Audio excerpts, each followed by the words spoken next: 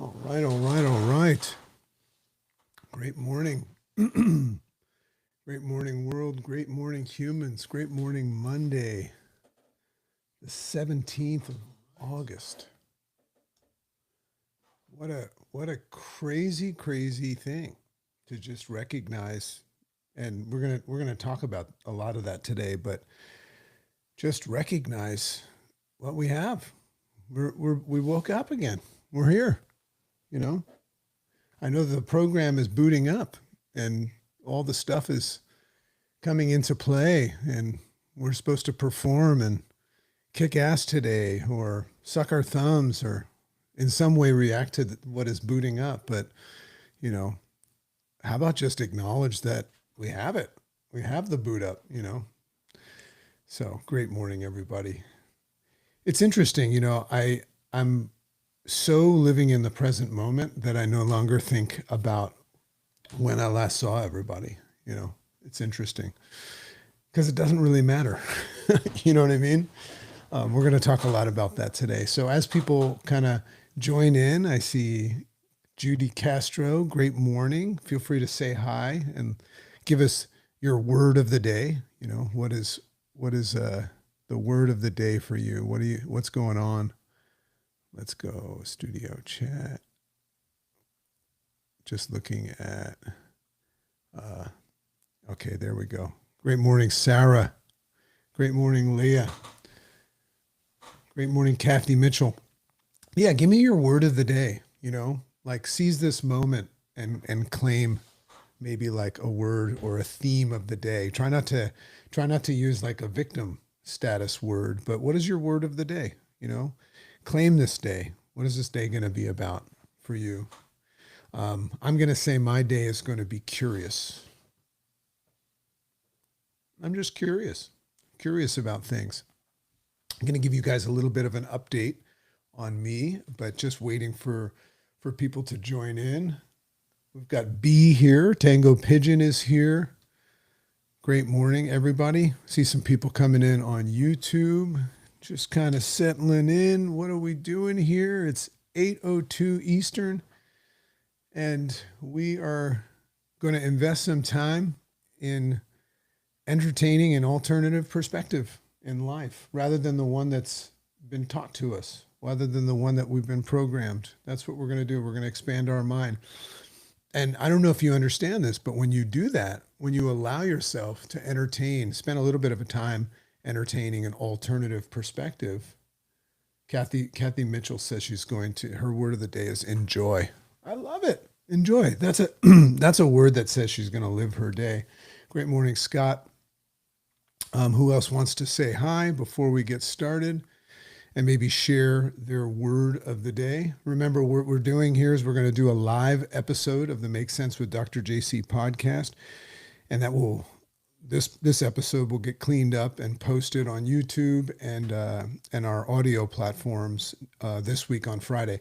Consequently, for those of you that are interested, first of all, we have what's called the Dragonfly Academy. We're teaching people how to start, build up, scale, and then monetize podcasts. I mean, this is my full-time job now. Learn and grow. That's great. Productive. Awesome. Great morning, everyone from Lawrence. Lawrence, we're asking everybody to give their word of the day. So we're deeply entrenched in teaching some wonderful people how to start podcasts, how to grow it, how to scale it, set everything up and all that stuff, and then monetize it and get your message out there and impact lives and all of that stuff. And I'm at a place right now where, I've been very enveloped in like how many people follow my podcast, and more importantly to me, how many people interface and interact with it and lives getting changed. But, I get paid very well to be on the podcast now. And, there's different metrics that you follow. I'm in the category of education and self-development. Very, very tough category to be in. You've got the Mel Robbins, I've got the Daily Stoic and Ryan Holiday and, just big wigs, Ed Milet and all the personal growth dudes.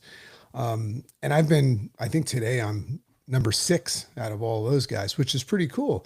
But recently we did something that is, in my eyes, extraordinary. And that is that there's about 4 million podcasts out there. Great morning, Kim Tucker. Great morning, Marcus. Great morning, Maria. Balance. That's a good one, Lawrence.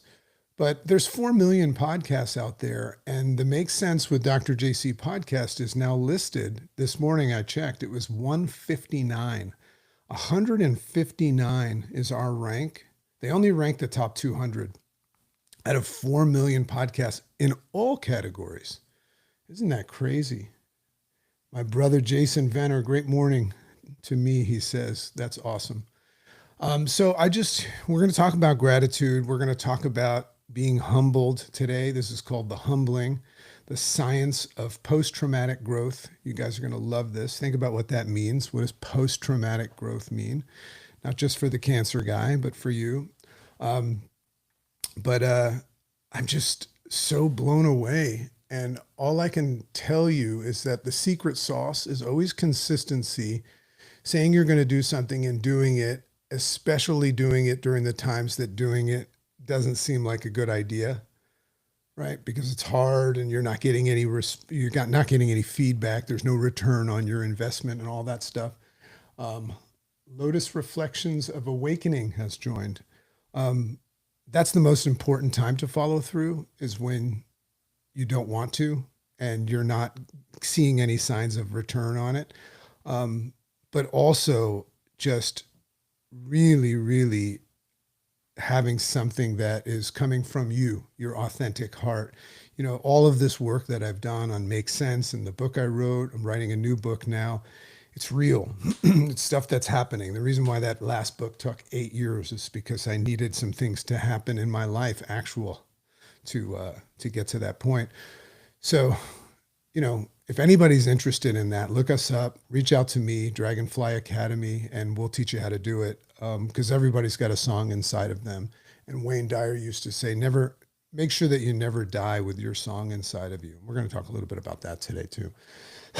So forgive me if my voice goes a little hoarse. I'm back on the meds now, but I've had a little bit of time in the emergency room, you know, dealing with some pain that was unmanageable.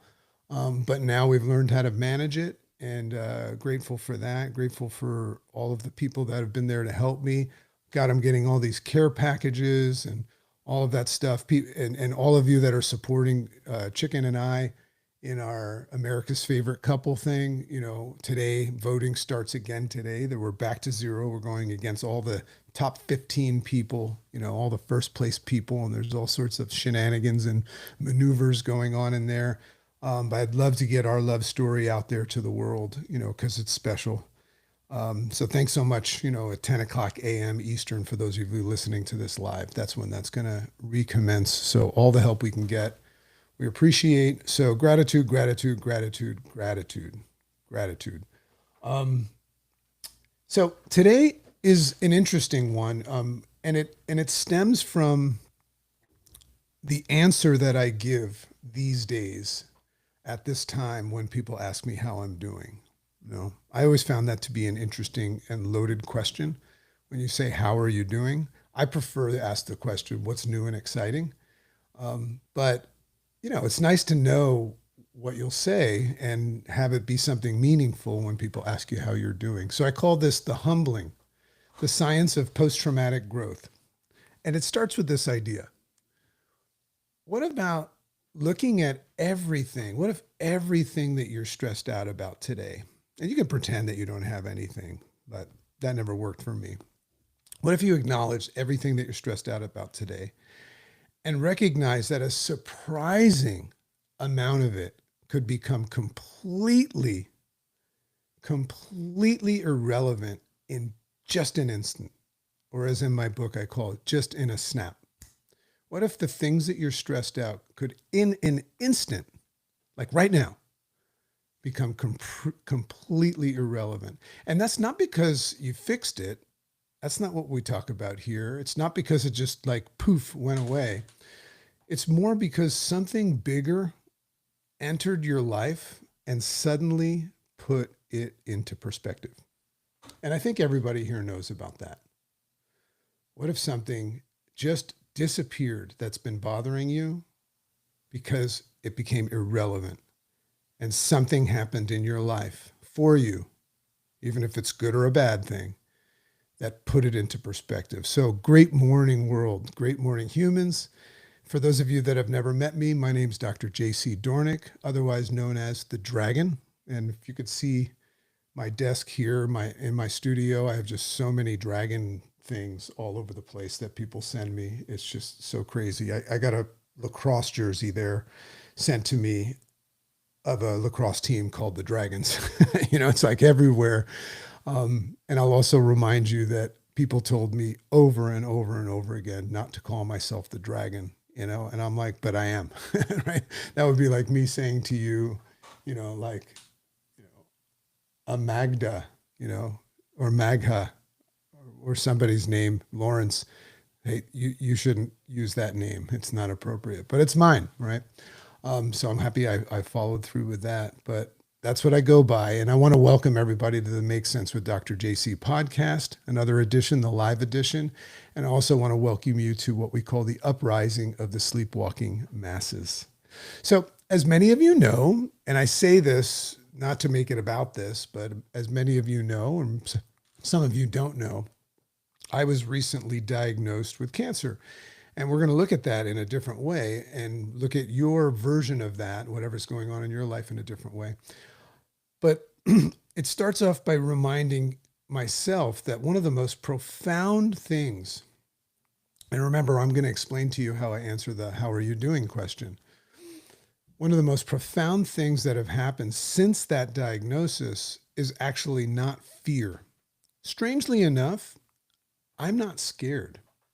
I was telling my kids this, telling my one of our cousins was over, and I'm not afraid of what might happen. I wasn't afraid of what might happen before the diagnosis. I'm not scared, but what happened is like something I can only describe as the fastest reordering of my priorities that I've ever experienced in my life.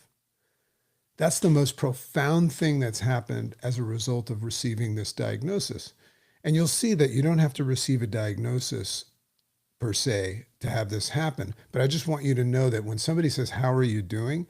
and I kind of like go through my filing system, that's what I'm thinking about, is my priorities have been completely reorganized. Completely reorganized. Great morning, Lori. Things that used to piss me off don't have the same power. Just happen. Don't have the same power. Things that I want to control don't seem to require much controlling anymore. And that's a great feeling.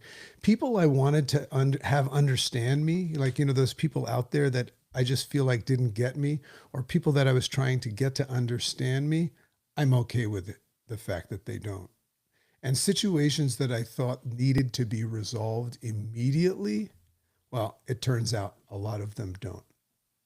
A lot of them don't. So don't get me wrong. I'm not like this guy that has no issues or doesn't ever fly off the handle or anything like that. I could say I do it a lot less, but there's still things there, and there's still some things that are connected now to the things that matter most to me that I still will stand for, sometimes even foolishly.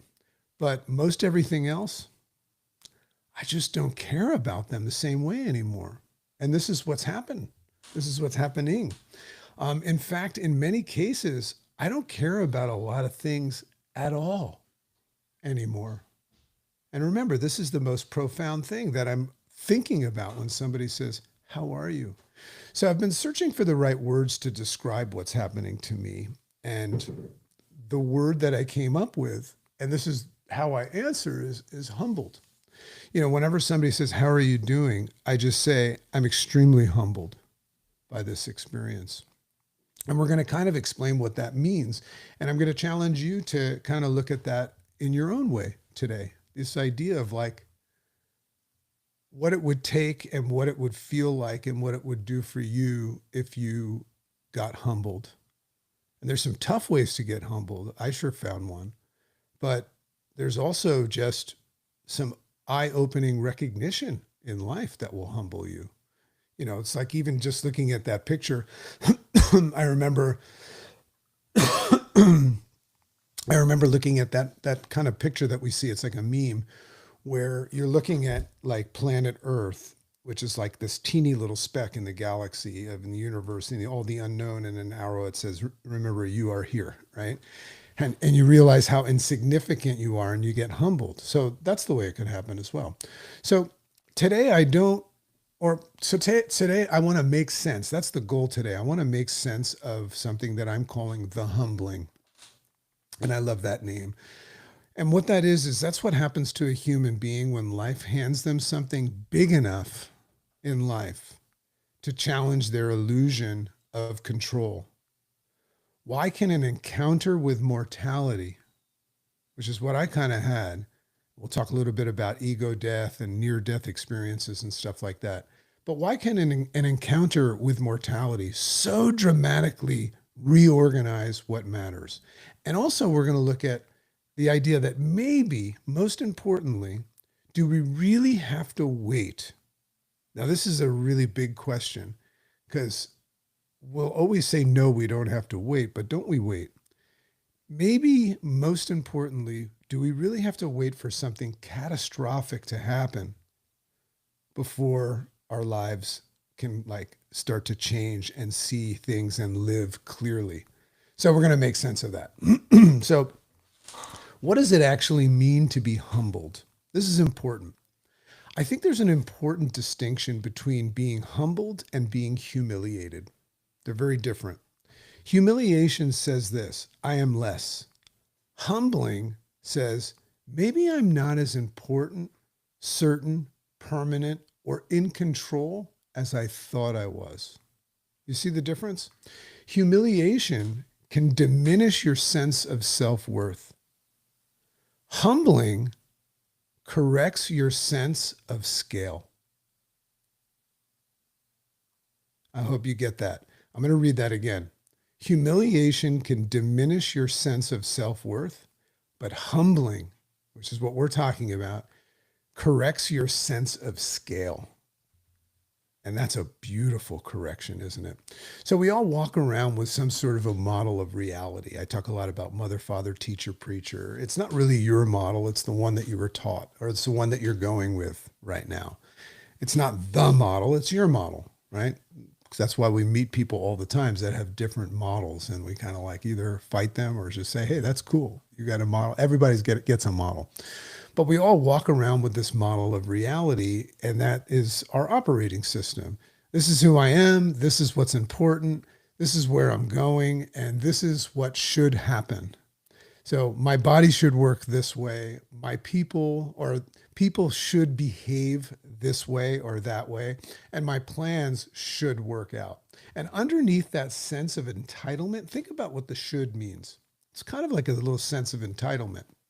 Like, who are we to say the way things should go? We're just regurgitating what we've learned. That's our operating system. But underneath that sense of entitlement, almost all of it is an assumption that we rarely acknowledge, right? So underneath all of that, things should be this way. Things should be this way. And if I do this, this should happen. All of that, underneath it is an assumption of something we rarely acknowledge, and that is the assumption that we have time. This is an important part. This is an inflection point of this discussion today, is just to acknowledge where you stand with how much time you think you have, or you assume. The word assumption is in there. So I'll make that call later. How many times we say that? I'll take that trip someday. I'll forgive that person eventually. I'll stop worrying so much when things settle down. When are things going to settle down? Right? I find that by the time things settle down, other things have settled up. I'll take better care of myself next month. I'll be more present when I get through this busy season. A busy season, Isn't it always a busy season? If it's not a busy season, It's just that we're not busy with the season. It's not the season, is it? So I'll straighten that out with my wife and my kids tomorrow. Or maybe I'll just wait to the end of the week. It's been a crazy week. Someday, you know, a better time. That's what we say. And then occasionally, life introduces something so profound and powerful that it's enough to challenge that entire operating system. Now, remember, the idea is, do we need to wait for something reactively in life to happen to challenge our operating system, or can we challenge it ourselves? That's what I'm hoping for everybody today, and me prior to my challenge. So occasionally life introduces something so powerful, powerful enough to challenge the entire operating system. So for me, as you know, I'm just using this in context. It was cancer. And I was a pretty humbled guy, but I never had something that big happen that humbled me. Maybe I did, but at this time, this was a big thing. For me, it was cancer. That's what I mean when I say the humbling. It's when reality becomes bigger than the model that you've built on reality. So this model that you've built on reality, it's when something happens that makes that bigger than you thought.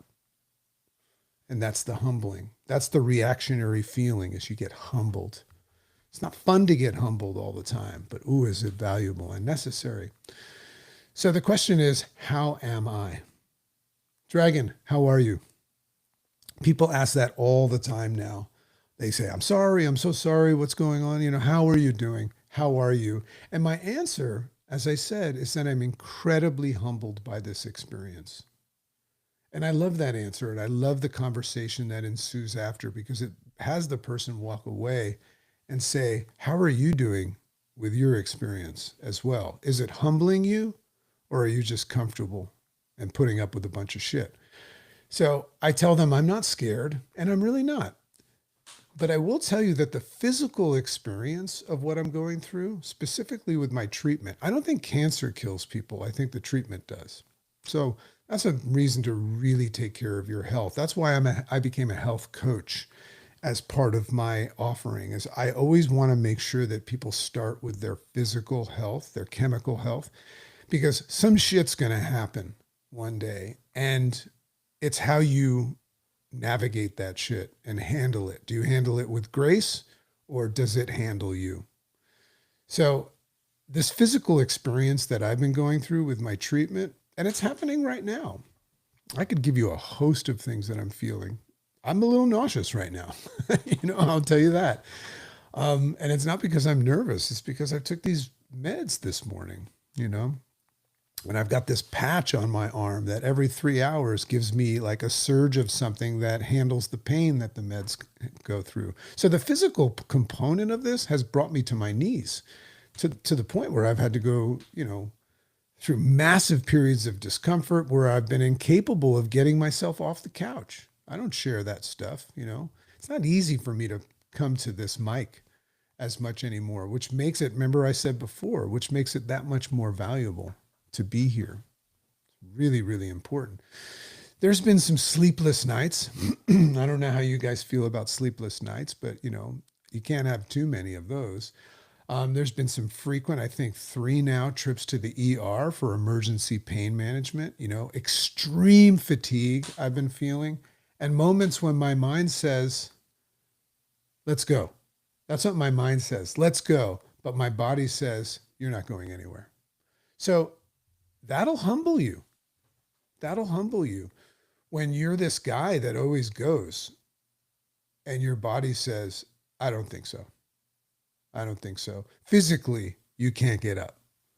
If you're this guy that's like, but I study Marcus Aurelius, I've read every book, on pushing forward anyway. And I'm a fan of David Goggins, it's like, you can try all you want, but if you can't get up, you can't get up, right? The other day I was experiencing vertigo. Like the whole place was spinning. Like it's not easy to like walk around when you're feeling like that. So I'm somebody, and I've recognized this, and I want you to self-reflect here. I'm somebody who is accustomed to moving, quick moving. working, training, creating, solving problems, and figuring a lot of shit out. That's who I am. That's my identity. I don't know about you, but I like agency. It's not that I want to control others, but when it comes to my life and saying I'm going to do something and then following through, I like agency. I like control. I like being able to identify a problem and say, okay, what are we going to do about it? I love saying, I got that. I love telling my loved ones and people I care about. I love saying, I got that. I like to tell people, let me handle that. For those of you that know me, you know that about me. But then suddenly my body reminds me, hey, by the way, psst, you're not completely in charge here anymore. And I had to surrender to that. And I know you guys have your own experiences with this. And maybe some of you think you've gotten through that experience and think that you're not going to have another one. So this is an awakening. Remember, we're looking at things from an alternative perspective right now and waking ourselves up, not to be scared, but to be empowered and become equipped. I'm not surrendering to my desire to be well and to heal when this stuff happens. I'm not surrendering. I'm not surrendering my responsibility or the things that I can control. I'm not surrendering those things. I'm surrendering the exhausting belief that I should somehow be able to control everything. That's what humbling has done for me. I'm surrendering this belief that I should be able to somehow control everything, something that I believe I've been trying to do for a long time in my life, is let go of trying to control everything and everyone. I've been working on that and studying and practicing and doing all these things in my morning routine for a long time. Well, I'm there. I'm there. My attention, my energy, my concern, my care, and especially, remember we're talking about agency and control, especially my time. I no longer try to control my time anymore. Like I love teaching that lesson to my kids right now is just wait a bit, wait it out a little bit, how you feel right now. I love when I'm in a conversation and I can see that somebody that I love is upset and really struggling with something. It's just saying, give it a bit. I love being that. And I love, I got twisted up about something yesterday. And I love that I consciously know that I'm just going to take a little time, and we're so worried about wasting time. I want you to go look at a clock, if you can find one that has a minute that goes around, and just stare at it and consciously acknowledge how long it takes for a minute to transpire, 60 seconds. I did it right before I came on with you. And it's quite a while. It's quite a while when you focus on it. And it's yours. It's your time, So time is a big part of this. Now, I want to share something with you that popped up on my radar that is really cool. It's kind of an analogy, but it'll really help you, I believe. And that is this idea that this idea of being humbling or being in the humbling corrects the price tags that we use in life. So this may be my biggest revelation, that the humbling corrects price tags. And here's what I mean by this. I think you're going to like this. Great morning, Poppy Jack. Judy Castro, great to see everybody. Good to see everybody. Remember, if you comment or ask questions and it's relevant, I welcome you to be on my podcast. And if you listen to the recordings from the ones that drop on Fridays of my solo episodes, which doesn't matter what guest I have. I could resurrect Michael Jackson and have him on the show. And my solo episodes always get more views on this massive, and we get 850,000 downloads a month, and they're resounding there. And I think it's because a lot of people hear themselves on the show and they remember, or people that obviously can't be here all over the world. But if you guys have a question or a distinction and it's relevant, please make it. I would love to get to know more about you guys. We don't have a lot more to go. But the most important thing for me is if whether or not this makes sense. And I like to help people make sense of things. So we're going to talk about the price tag conversation. So human beings are terrible appraisers. I think we're terrible appraisers. And what I mean by that is we put like $10,000 price tags on things that are worth 12 cents in life and 12 cents price tags on things that are absolutely priceless. Consider that. And I think that we all know that this is true. What do we got? Poppy Jack says Trilivy is Optavia's newly launched health and wellness brand built around nutrition. Cool. Yeah, this is the hat I'm wearing. Thank you for that, Poppy Jack.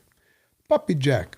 The company that I work with as a health coach is Trilivy, and Poppy Jack was letting us know. That's cool. Or maybe you looked it up.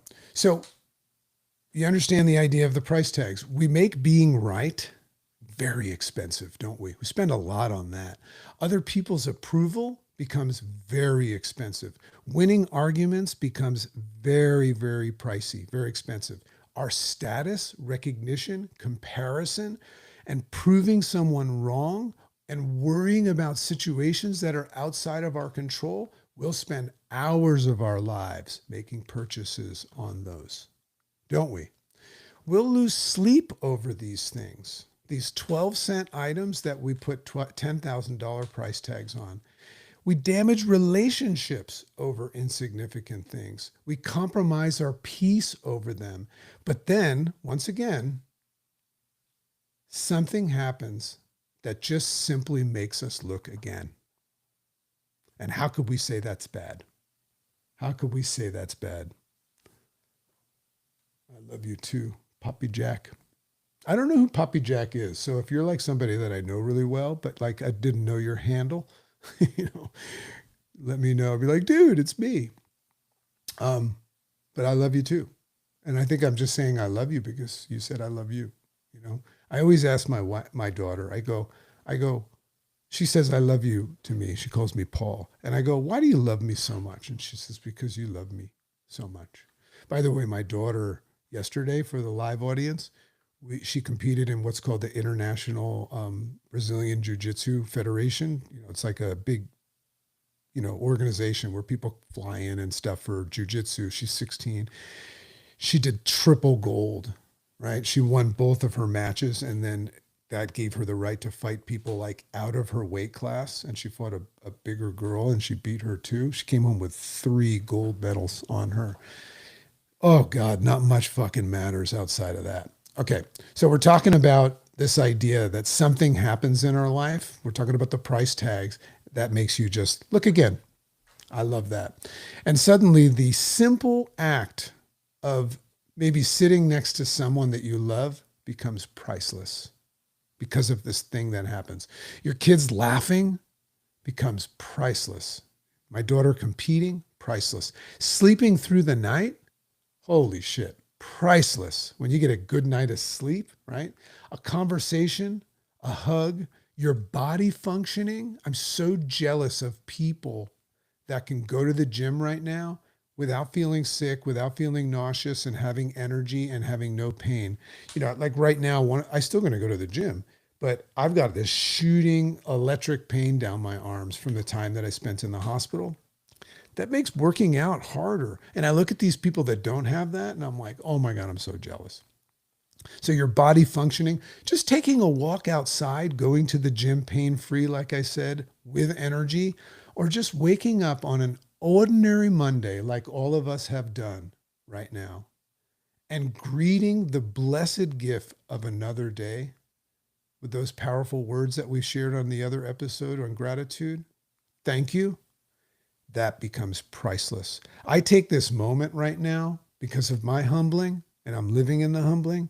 I take this moment right now, and those 2 words that I utter, first 2 words out of my mouth, means so much more. Means so much more because I've been humbled. And I just want you to know that all of those things that I'm now reacting to differently and honoring, these simple things, those $10,000 price tags on, or the things that should have $10,000 price tags, they've always been valuable. They're not just all of a sudden valuable now because of my humbling. They've always been valuable, but I just never took the time to look again, right? So the humbling just made their value impossible for me to ignore, the value of the humbling, right? Steve Jobs expressed something similar after confronting his own mortality. As you guys know, Steve Jobs had a tough ending, but it was a blessing. In his famous Stanford commencement speech, for those of you that haven't seen it, you can see it on YouTube. He described using the awareness of his mortality, his death, as a decision-making filter. This is super cool. He used his mortality as a decision-making filter. And he would say things like, if today were the last day of my life, would I want to spend it doing what I am about to do? He started asking that question because he was humbled. And if the answer, this was the way he rated things in his life. If the answer remained not for too many days, right? If he asked himself, if this was my last day, would I continue doing what I'm about to do today? And if the answer was no, a couple of days in a row, he knew that something in his life needed to change. How many of you are living like that? Or how many of you are tolerating things? And remember, if you're tolerating things, you have a weird relationship with time and mortality. There's an assumption that you have time to sort that out, to get through a season. You're not humbled yet. And you will be, and that's not a threat. It's a blessing. I look forward to it for you. When somebody comes to me right after they've been humbled by something in life, I'm excited for them. I mean, I don't say that because I don't want to get punched in the face, But we start to say, does this actually matter when we look at the mortality filter, when we look at things through the mortality filter? Does this deserve my attention? Is this how I want to spend today?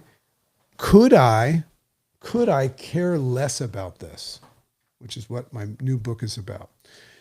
Because eventually the answer to what if this was my last day will actually be yes. Okay? We just don't know which day. And what I mean by that is you're going to say, this is my last day. What do I want to do with it? If you're blessed with even knowing that. Sometimes that comes unexpectedly, right? We just don't know which day. I love this visual of people on a line in a field, and then you can see that the person at the front of the line is getting, catapulted up to heaven. And everybody's waiting online. But the way it works is we don't know what number we are online. We know that we're going to be at the front eventually, right? Does anybody here remember Randy Pausch? Pausch,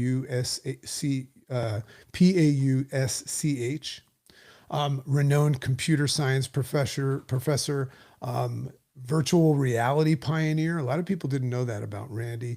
An inspirational speaker. For those of you that probably need this bit of information, this is a guy that experienced something similar when he discovered his famous, and when he had his famous last lecture. He received a terminal pancreatic cancer diagnosis. Terminal. Like he knew he was going to die. And what made his message so powerful, and this is a big one, what made his message so powerful wasn't that a dying man talked about dying. That wasn't what it was about. He actually wasn't talking about dying. He was talking about living in that. If you've never seen that, the last lecture, go look it up. It's not sad. It's beautiful. Childhood dreams, curiosity, relationships, helping people, making something of the time that we're given. His diagnosis didn't start the clock for him. It made the clock visible. That's what the humbling does. Do you remember Randy, right? Do you remember him now? Because we have a tendency of forgetting things like that. Most likely you do.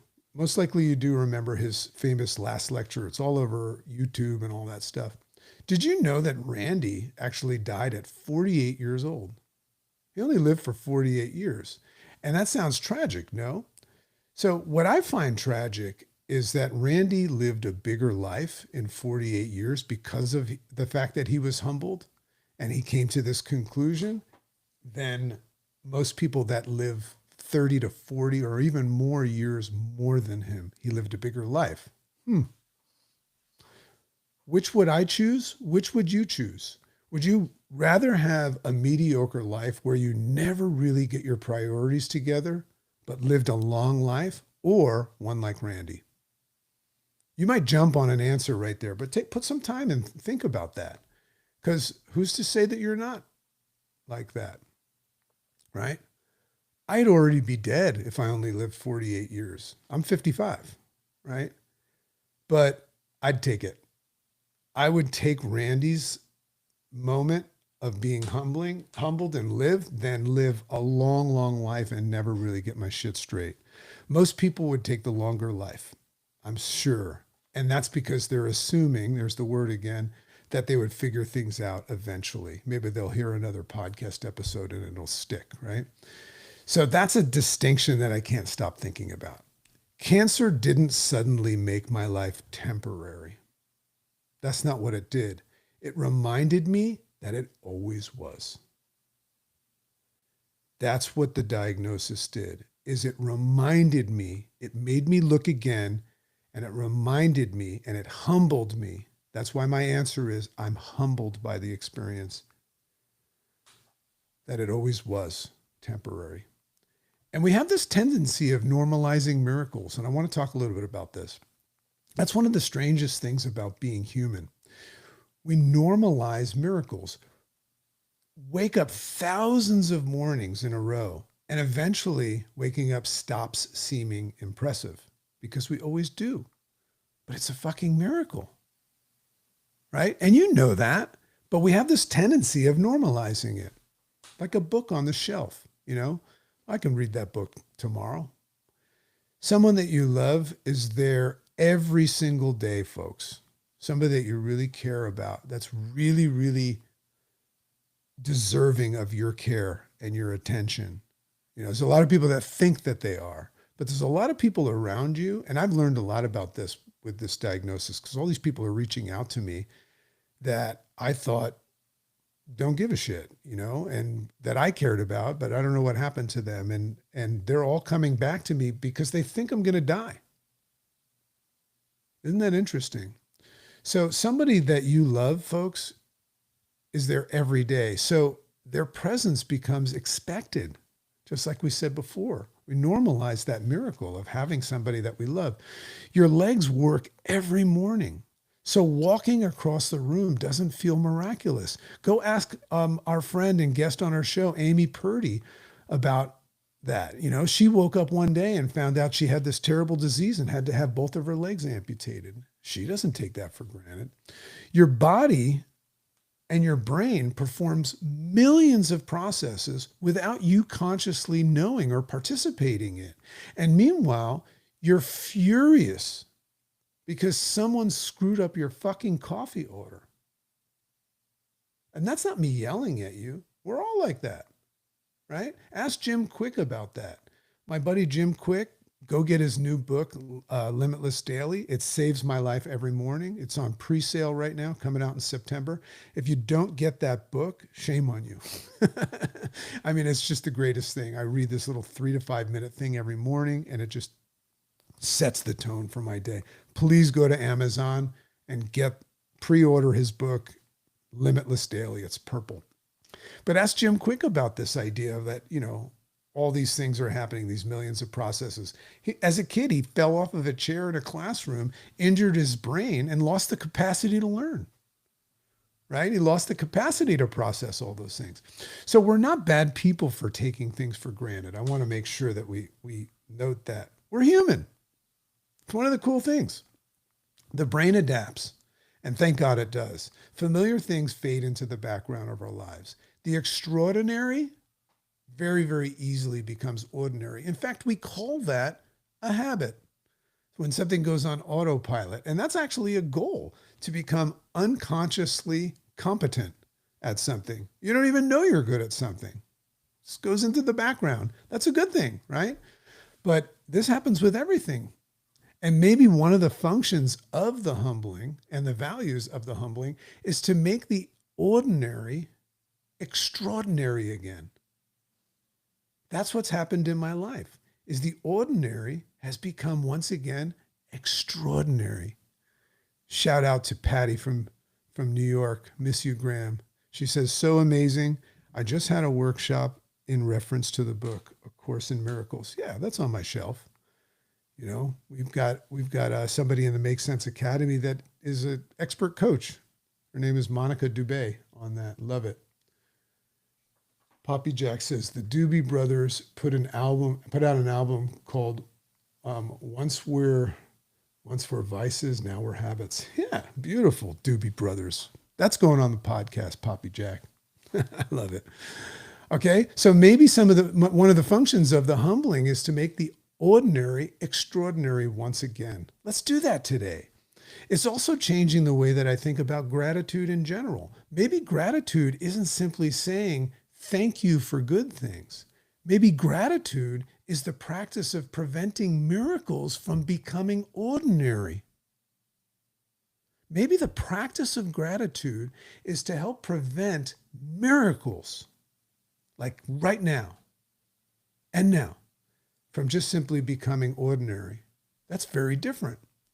So this causes this chain reaction, and this is what my new book is about, to just consider, what do I actually care about and what could I care less about? It's also, this is completely, all of this stuff that's happening, blessing, blessing, blessing. Cancer? Blessing. It's also deepened my understanding of something that I've talked about for years, you know, and I wear that shirt. I've been wearing it forever. That says breaking news. I don't care. I couldn't find it this morning. I was going to wear it, but it's just about caring less. You know, caring less about things doesn't have to mean becoming careless or indifferent about things. It's about priorities, right? It means becoming radically selective about what earns your care so that you can have more of yourself available for what actually deserves it. See, what happens is, we go back to that Steve Jobs filter. If you have a filter, and we teach this in the interface response system in the book, Makes Sense, right? Get that book as well. In the interface response system, we teach something called the sorting filter. What's the sorting filter there for? To become radically selective of what gets into our nightclub. I'm the bouncer, I'm at the door, and I can either check IDs and have a line, right? And have a guest list, or just fucking let everybody in. And that's a tough job as a bouncer, because then you got to go through the bar and start kicking people out. Much harder than organizing your entry. And that's exactly what's happening to me right now. I'm not caring less. In fact, I'm caring more than ever. I'm caring more than ever. I care more about my wife than ever. And today I'm going to care more about her than ever. I care more about my children than ever. My daughter said to me yesterday, we were there for 9 hours yesterday because she did so well. We had to be there. And she said, thank you so much for being here. And I looked at her and I go, I could care less about everything else in life. This is the most important, valuable thing that I could do with my time today, to just be here in support. And I felt like shit yesterday. So care more about my children, more about my friends. More about my friends. Thank you, my friends. Thank you to those of you that support us on America's Favorite Couple. Thank you to those of you that reach out to me, you know, when it's inconvenient for you, and just all the messages like, thank you, thank you, thank you, thank you, thank you. I care so much about that. And I hope I translate that in my messages. I care deeply about those things. I care more about my body because of the humbling and what I put into it than ever. I don't have to like say no to things. I say yes to things that serve me because I've been humbled. More about meaningful conversations and I care more about listening. I care more about understanding people, even the wacky deep people, even the wackadoodles. I love listening to them. Well, say that again. What was that? I'm sorry. Say that again. I didn't understand that. When everybody else just says, I got to get out of here. I care more about just simply sitting outside, right? Just sitting outside and looking up at the trees, noticing a bunny rabbit, you know, just looking at the way that nature works and it's all coming from below us and all that kind of shit, that's got a $10,000 price tag on it now. More about laughter, more about my work. I care more about this moment that we're having right now. Right now.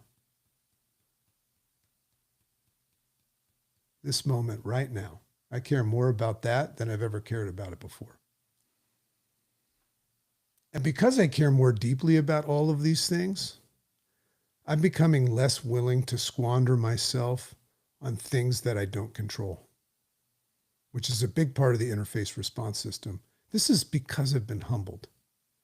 The question is, can you humble yourself? Right?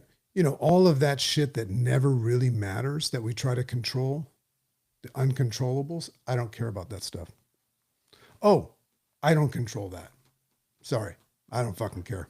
I don't fucking care. I realized something during this experience that I don't think I'm going to ever forget. Everything that you care about is being purchased with minutes of your life. That's called life currency. Every unnecessary argument, every resentment you keep feeding, every hour of obsessing about somebody's opinion, every imaginary future catastrophe that you're rehearsing in your brain, I went through a lot of that. You're paying for it. With what? You're paying for it with your life. And cancer didn't make the minutes in my life valuable. They were always valuable. It just made me start noticing the exchange rate that was taking place. That's why I'm smiling while I feel like shit. Right? Because I'm grateful. And there's science behind it. Psychology has studied something called post-traumatic growth. And that is positive psychological changes that somebody goes through or somebody reports after struggling with profoundly difficult circumstances. And I want to be careful here because I don't like the idea that everything terrible needs to become some sort of beautiful, inspirational story. I'm not saying that, right? I don't want to be one of those guys. Trauma doesn't automatically make you stronger. Cancer doesn't automatically make you smarter and wiser. Suffering isn't inherently a good thing. People can experience tremendous fear, grief, anxiety, and post-traumatic stress, right? And it could be terrible. Growth and suffering can even exist, though, at the same time. So I'm not saying that those things don't suck. I'm just challenging all of us, like I challenge myself when I can't sleep and I'm on my hands and knees in pain, to say, can I grow from this at the same time?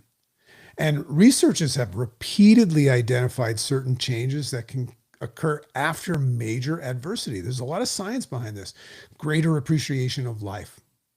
That's a great one. I'm experiencing that. Change priorities, deeper relationships, recognition of personal strength, your own personal strength, new possibilities, and spiritual or existential change.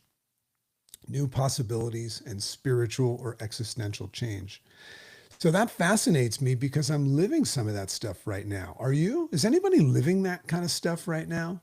Or is anybody coming to terms with it right now as we're speaking? You know, meaning making seems to like an important part of the process, you know, the way that our meaning making machines are working. This is why I think that the work with the interface response system is like something that just everybody should know about if you want to reclaim control. So what does this mean? That's what our brains say. What does this mean? Who am I now? What actually matters? How do I want to live from here? Those questions can reorganize an entire person. And there's some interesting parallels with people who have had near-death experiences. We talk a lot about that here. Some report greater appreciation for life, reduced fear of death, increased compassion, and less emphasis on material concerns. You even see an interesting family resemblance in research around profound psychedelic experiences and what people call ego death. You guys know that I speak very openly about my work, extensive work with plant medicine, and I still do, right? We get this feeling of ego death, and that's a temporary loosening of our ordinary sense of self. I've been humbled by that stuff too. Now, I want you to know that these are absolutely not the same experiences, all of them. They're just examples. Because remember, I don't think you need to get cancer and you don't need to go to the Amazon jungle and drink ayahuasca to do these things. I'm just giving you different examples. Cancer isn't like a psychedelic experience. I'm not comparing those two. A psychedelic experience really isn't a near-death experience, and none of them automatically produce enlightenment. But there's an intriguing common thread behind all this stuff. And that's what I'm trying to point out. Something becomes bigger than the original ordinary self. Something becomes extraordinary when these things happen. And that's kind of where the humbling fits in. And when the ordinary self, when your ordinary self, which is kind of like your program self, when your ordinary self stops being the center of the universe just for a moment, some of its problems suddenly return to their proper size. Some of the price tags go to their proper size. And that's why I've almost jokingly thought of this experience as ego death without psychedelics. That's what I've experienced. Like when you get humbled, your ego doesn't disappear, but it gets, put in its place. Like I used to say, breaking news, I don't care. I kind of look at myself sometimes and say, interesting what you're thinking about, JC, what you think, what you claim to know, but I don't fucking care. I don't care. Because cancer has challenged like so many pieces of my identity that I didn't even realize that I was protecting. And that's another thing about humbling. Remember, they're all on autopilot. I'm the doer, I'm the fixer, I'm the producer, or I'm the productive guy, right? Those were on autopilot. I'm the guy who figures things out. I'm the dragon. But then all of a sudden my body in this experience said, today, big guy, you're just going to lie on the couch and have nothing to say about it. Who's JC when JC can't do stuff that JC does? Who are you when all of a sudden you can't do stuff that you do? Who's the dragon when dragon can't breathe fire today? Humbling. Who are you underneath all of the performance that you're exhibiting? That's a humbling question. And that's something that doesn't require a diagnosis. And I always knew this, but I didn't know it, right? It's very interesting how we all kind of know this stuff. And if you study gratitude like I have, and I've taught presence and talked about control and caring less, and I do a lot of meditation, and I'm very into Stoicism and Buddhism and all that stuff. I've had profound experiences in the jungle, all of that. And I spent years talking about awareness and becoming. And that's all stuff that, just like you, I already knew. But there's knowing, and then there's knowing. You can understand intellectually that time is precious, and then you can feel the preciousness of time. Am I right? You feel me on that? Does that make sense? There's a difference. There's teaching, control the controllables, right? The Stoic thing. And then there's having your body present you with something that you cannot immediately control. That's humbling. Sorry. There's talking about living in the present moment. We do a lot of that. And then there's lying awake in the discomfort at 3 o'clock in the morning and realizing this is the present moment too. And that's a good thing. It's not just the beautiful present moments. It's that one too. Maybe that's another thing that the humbling does. It converts knowledge into knowing. I love that.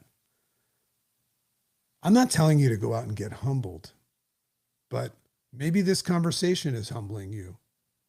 I don't know. Maybe you've had a big event happen, or maybe you're going through a big event and you didn't know that it was just a blessing of humbling. It converts knowledge into knowing.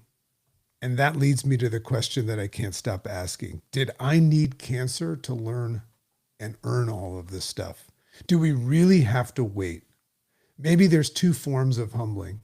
One is involuntary, cancer, loss, death, failure, divorce, illness. Life walks into the room and says, hey, you, shut the fuck up, sit down, we need to talk. But maybe there's another path. Maybe there's something that we can call voluntary humbling. Meditation can humble you. Am I right? Breath work can humble you. Nature can humble you. I know a lot of you walk out in nature and you're humbled by its beauty and its power. Listening to someone without talking for a change can humble you. Serving others can humble you. Gratitude can humble you. Contemplating mortality can humble you. Holding a newborn baby and looking deep into its eyes, open and curious eyes, can humble you. Looking into a night sky and seeing all the stars and the vastness of it can humble you. A lot of things can humble you. Even sincerely just saying, I don't know. I challenge you to say those 3 words today. When somebody asks you a question and you don't know, say, I don't know. That can humble the hell out of you. Because here's a question. Why do human beings so often wait until life becomes fragile before recognizing that it always was? Why does someone like Randy Pausch or Steve Jobs have to face death, or JC, have to face death, get a diagnosis to start living? Why does somebody have to lose a parent before wishing that they'd call that person more? Why does somebody have to get sick before appreciating their body? Why? Why does the entrepreneur have to lose the marriage before realizing the business wasn't supposed to cost them their family life? The clock was always ticking. Mine was, yours is. That's not morbid. That's beautiful. Because maybe mortality doesn't make life or maybe mortality doesn't make life less meaningful. Maybe mortality is precisely what gives life its value. Think about the sunset. Go look at the sunset. The next time that you look at the sunset, recognize that what makes it so beautiful is that while you're looking at it, it's disappearing while you're looking at it. That's what makes it so miraculous. If the sunset lasted forever, eventually you'd stop looking. Yes or no? Maybe life works the same way. Impermanence isn't necessary. Impermanence is not necessarily the flaw. Impermanence creates the value. This is something that you find when you're humbled. Here's the invitation. I don't want this episode to be all about my cancer and my humbling. This episode, I want it to be about yours. And hopefully, maybe experiencing a little bit of mine and this discussion, means that you won't have to have something catastrophic happen to experience your own. I would love that for you. So I want to leave you with 2 questions. First, what are you currently giving enormous amounts of care, attention, or life force to that simply does not deserve it? That's step 1. Is there an argument going on? Is it somebody's opinion, something outside of your control, something that happened 3 years ago, something that hasn't even happened yet? What are you giving more attention than it deserves? And then the second is, what priceless thing in your life have you accidentally started treating as ordinary? What priceless thing in your life have you accidentally, it's not your fault, it's your operating system, started treating as ordinary? Your spouse, your kids, your parents, your friends, your body, your health, your mornings, your ability to walk, your ability to call somebody today that you love, your life, you're alive right now. Don't wait until something has gone to discover, or what am I trying to say? Don't wait for something to be gone to discover what it was worth. Don't wait for something to be gone to discover what it was worth. So how do I answer the question, how am I? I'm humbled deeply, painfully at times, beautifully at others. This experience that I'm going through right now, I'm growing through, and it's reminded me that I'm not invincible. I'm not in control of everything. In fact, not a lot. And I don't know exactly what's coming. I don't. So I can't help you there. And I don't know exactly how much time I have. Neither do you. But strangely, I don't find that frightening. I find it clarifying because it shows me that where am I? I'm here right now, right fucking now. That's it. And I get to decide what deserves me, my attention, my energy, my love, my care, my time, my life. And maybe that's what awakening actually is. Simply seeing life accurately again and realizing, holy shit, I've been surrounded by priceless things this entire time. So, my encouragement to you is to just simply care less about what doesn't deserve your care so that you can care infinitely more about what does. Make sense? Love and appreciate you all. This is a rare time that I actually went past the hour. So I hope you don't mind. But love and appreciate you all. This episode will get cleaned up, shortened, and be on Friday. We've got a great episode launching tomorrow. We've got 15 interviews that I've done that are coming. And for those of you that have been following, I'm feeling very, very lucky and blessed that I've been chosen to go through and grow through all of this stuff. And it sucks, but I've never grown so much in my life before. And in case you didn't pick up on it, breaking news, I don't care.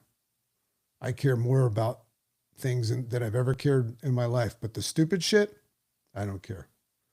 Okay. Love and appreciate you guys. Have a great day.